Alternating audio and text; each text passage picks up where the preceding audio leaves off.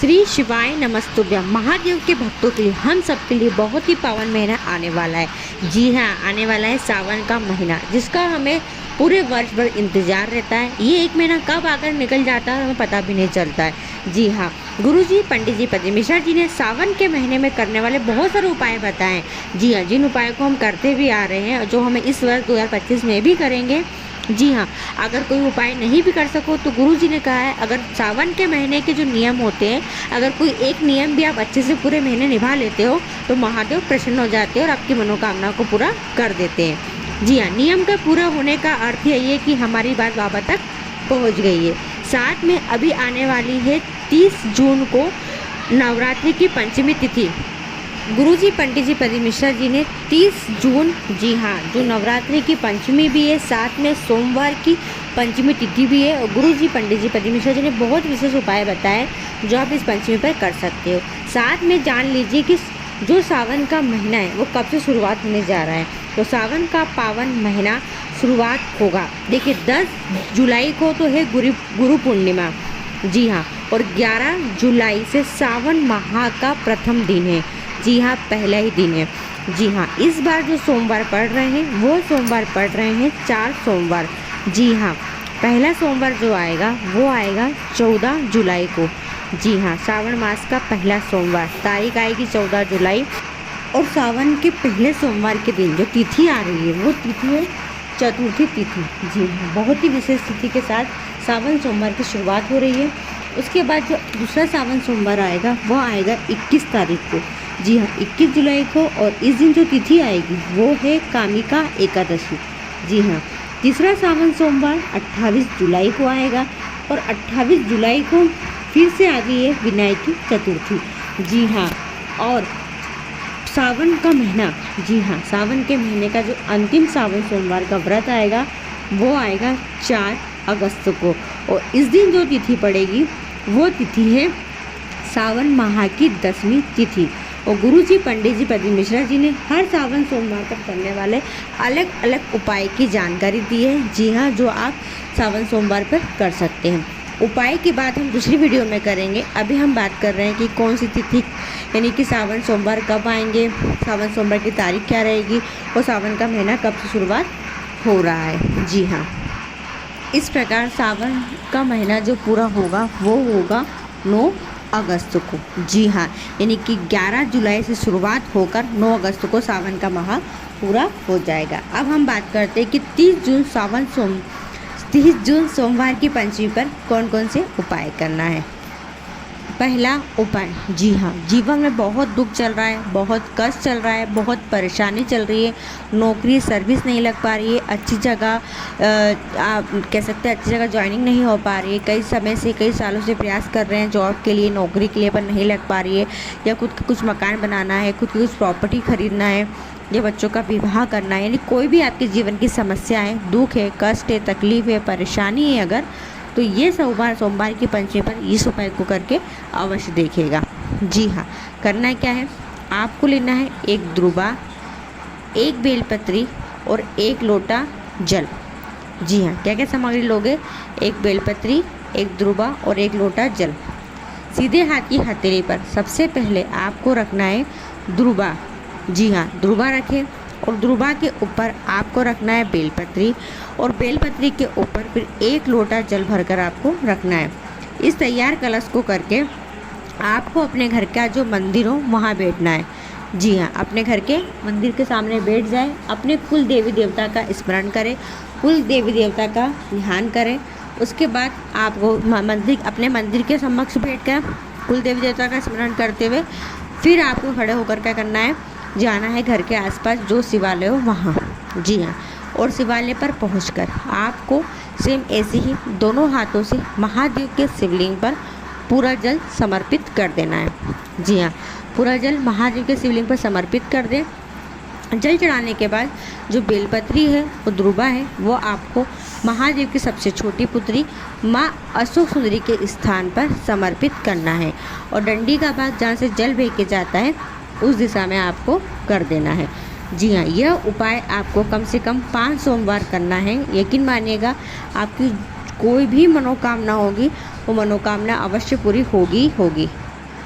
दूसरा उपाय, जी हाँ, अगर आपका कोई कार्य अटका पड़ा हुआ है, जी हाँ, अटका हुआ कार्य आपका होता ही नहीं है, आप परेशान से हो गए, आपने कई बार पशुपतिनाथ व्रत भी कर लिए, कई बार आपने सावन सोमवार के व्रत करे मनोकामना को धारण करते हुए, 16 सोमवार के व्रत कर लिए, कई अनुष्ठान करके देख लिया और आपका वो अटका हुआ कार्य पूरा नहीं हो रहा है, तो आप एक नियम धारण करो। जी हाँ, जो आपको सोमवार के दिन करना है, यह उपाय आपके अटके हुए कार्य को पूरा करता है। गुरु जी पंडित जी प्रदीप मिश्रा जी द्वारा बताया गया बहुत ही विशेष उपाय। इस उपाय को सोमवार करना शुरुआत करो, कम से कम 5 सोमवार करके देखो, वो अटका हुआ कार्य आपका अवश्य पूरा होगा ही होगा। जी हाँ, करना क्या है आपको, देखिए वैसे भी हम सोमवार को या अन्य दिन महादेव के शिवालय जाकर एक दीपक तो प्रज्वलित करते हैं ना। तो आपको इस उपाय में करना क्या है, एक माटी का दीपक लेना है और उसमें रखना है गोल बाती। जी हाँ, गोल बाती रखकर आपको उस घी के दीपक में 1 चुटकी काली तिल्ली डालना है। हाँ जी, 1 चुटकी काली तिल्ली डालना है और 1 चुटकी काली तिल डालकर इस दीपक को आपको महादेव के सम्मुख, जी हाँ, भोलेनाथ के सम्मुख तुमरुका जी का नाम लेकर उस दीपक को आपको प्रज्वलित कर देना है। दीपक प्रज्वलित करते समय आपको श्री शिवाय नमस्तुभ्यम बोलना है और तुमरुका जी का नाम लेना है और दीपक को प्रज्वलित कर देना है। इस उपाय को कम से कम 5 सोमवार करके देखिए, आपका कितना भी बड़ा अटका हुआ कार्य क्यों ना हो, वह कार्य अवश्य पूरा होगा ही होगा, आपकी मनोकामना अवश्य पूरी होगी ही होगी। तीसरा उपाय, गुरु जी ने कहा है अभी चल रहे हैं गुप्त नवरात्रि, जी हाँ, आषाढ़ माह के नवरात्रि, आषाढ़ी नवरात्रि। गुरु जी ने कहा है कोई भी अटका हुआ कार्य हो, कोई भी दुख हो, कोई आपकी तकलीफ हो, समस्या हो, जी हाँ, हर जगह आप हाथ फैला के थक चुके पर आपका वो कार्य नहीं बन पा रहा है, तो गुप्त नवरात्रि में 9 दिन के नियम वाला इस उपाय को करने को कहा है गुरु जी ने। बिल्कुल नया उपाय बताया है गुरु जी ने। गुरु जी ने कहा है कोई भी मनोकामना, किसी मनोकामना के लिए गुप्त नवरात्रि के अगर 9 दिन तक नियम से उस उपाय को करते हैं तो वह मनोकामना अवश्य पूरी होती है।